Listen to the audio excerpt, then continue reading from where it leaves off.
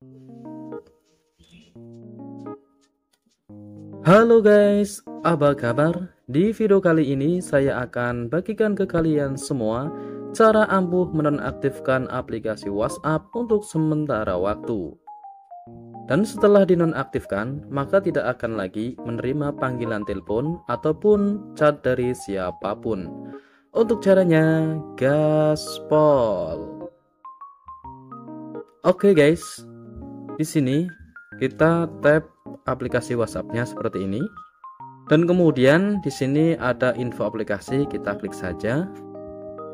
Baik, dan kemudian di sini ada paksa berhenti, kita klik saja. Kemudian kita klik paksa berhenti ya guys. Nah, sebenarnya dengan cara ini sudah cukup ya.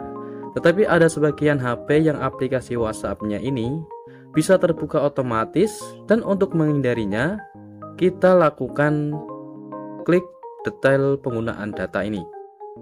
Dan kemudian di sini matikan data seluler kita aktifkan ya guys. Dan kemudian nonaktifkan WiFi kita aktifkan juga ya guys.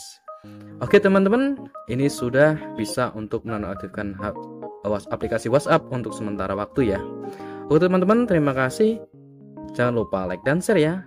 Oke, thank you.